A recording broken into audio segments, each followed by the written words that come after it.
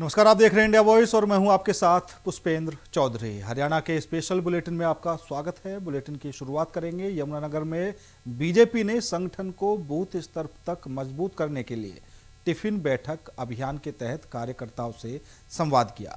बैठक में विधायक घनश्याम दास अरोड़ा और बीजेपी जिला अध्यक्ष राजेश सप्रा ने कार्यकर्ताओं के साथ भोजन साझा किया। इस दौरान संगठन की मजबूती, कार्यकर्ताओं की समस्याओं और सुझावों पर चर्चा हुई। विधायक ने कहा कि टिफिन बैठक का उद्देश्य बूथ कार्यकर्ताओं से सीधा संपर्क स्थापित करना है। जिला अध्यक्ष ने बताया कि पार्टी जनकल्याणकारी योजनाओं को अंतिम व्यक्ति तक पहुंचाने और नए लोगों को संगठन से जोड़ने के लिए प्रदेश भर में ऐसी बैठकें आयोजित कर रही है।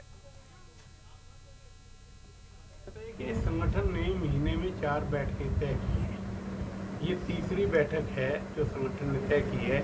हर शक्ति केंद्र पर जाकर जो शक्ति केंद्र के बूथ हैं उनके बूथ समिति के कार्यकर्ताओं को बुलाना और बैठकर टिफिन बैठक करना और इस बैठक में ये तय करना कि किस बूथ पर कौन कार्यकर्ता के घर पर मन की बात जो महीने के अंतिम रविवार को 11 से 11:30 बजे मोदी जी की होती है वो कहाँ पर होगी और वहाँ पर उस बूथ के सभी कार्यकर्ता आएँ और मन की बात सुने।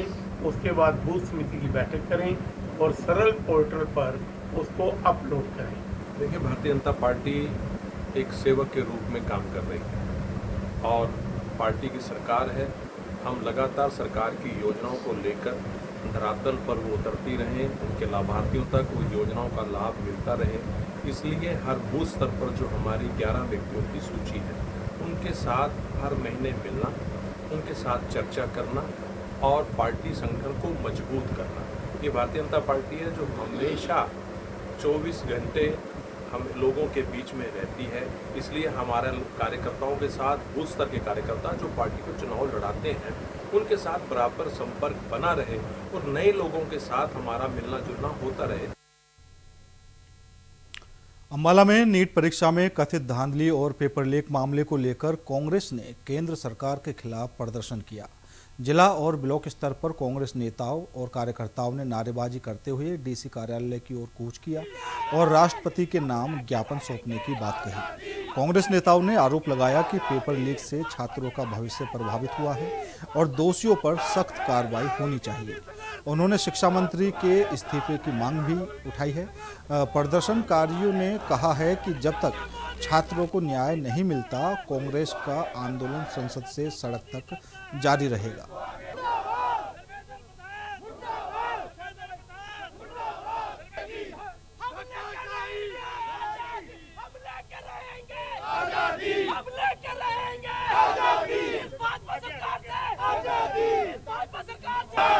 राहुल गांधी संघर्ष करो, हम तुम्हारे साथ हैं। राहुल गांधी संघर्ष करो, हम तुम्हारे। हरियाणा सरकार बागवानी को बढ़ावा देने के लिए किसानों को बड़ी सब्सिडी दे रही है। नए बाग लगाने वाले किसानों को 43,000 प्रति एकड़ अनुदान दिया जा रहा है, जबकि एक परिवार अधिकतम 10 एकड़ तक बाग लगा सकता है। रखरखाव के लिए अगले वर्ष 20,000 प्रति एकड़ सहायता का प्रावधान है।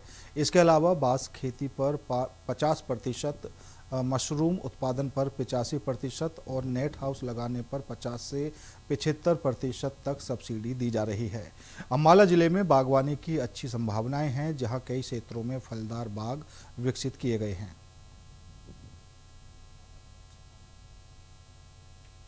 सत श्री अकाल जी। नाम गोपाल सिंह, गांव माजरी से।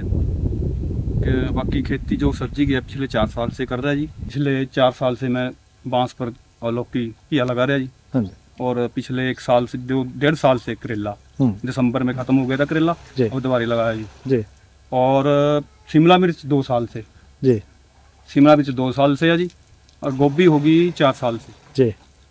और तरबूज और बोवी कचरा। हाँ जी, बस यही है। और बैंगन अब की बार लगाया जी। फिलहाल रुकेंगे छोटे से ब्रेक के लिए। ब्रेक के बाद खबरों का सिलसिला लगातार जारी है।